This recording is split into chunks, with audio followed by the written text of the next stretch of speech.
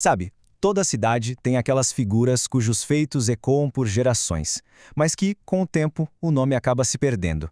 Hoje, a gente vai resgatar uma dessas histórias, a de um homem que não só transformou sua comunidade, como também lutou bravamente por justiça. Já parou para pensar nisso? Quantas pessoas super influentes que realmente mudaram o jogo acabam virando só uma notinha de rodapé ou, pior, desaparecem dos registros? É a história de uma dessas figuras esquecidas que a gente vai mergulhar hoje, para entender o tamanho do seu impacto. Então, esse aqui é o nosso protagonista, Vigário Montenegro, um padre português que encontrou um propósito muito maior lá no interior de São Paulo, e em Espírito Santo do Pinhal. E a marca que ele deixou por lá, olha, merece demais ser lembrada. Ok, vamos lá. Para a gente entender de verdade quem foi esse homem, a gente precisa voltar para suas origens. A história dele não começa aqui no Brasil, não. Começa lá em Portugal, onde a perseguição e a perda foram moldando o caráter e os ideais liberais dele desde muito cedo. A vida dele foi muito dura desde o comecinho. Imagina só, o pai, um médico com ideias liberais, era perseguido pelo governo. Com apenas 3 anos, ele perde a mãe. Aos 11, o pai também se vai e ele fica órfão. Essas experiências com a injustiça e a perda com certeza plantaram a semente do homem que ele se tornaria. Já com diploma de teologia e alguma experiência em Portugal, ele decide cruzar o Atlântico. Ele não estava só procurando um lugar novo para viver, sabe? Ele buscava um espaço onde seus princípios de justiça, de dignidade pudessem de fato florescer. E é aí que ele chega na cidade que se tornaria o seu lar e o grande palco da sua obra. Em 1878, ele assume como vigário em Pinhal. E é aqui que a história dele ganha uma força impressionante.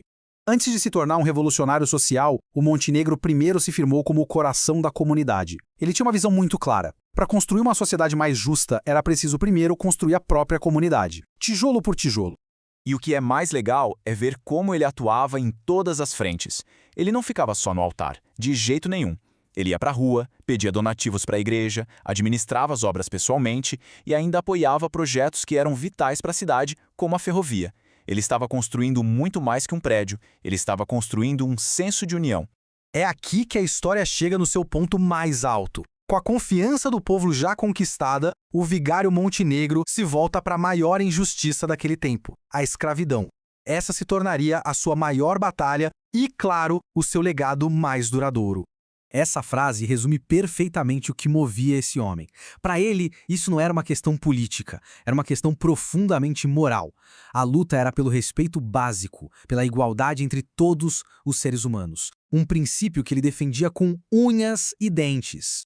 E olha, ele não era só um sonhador, ele era um estrategista.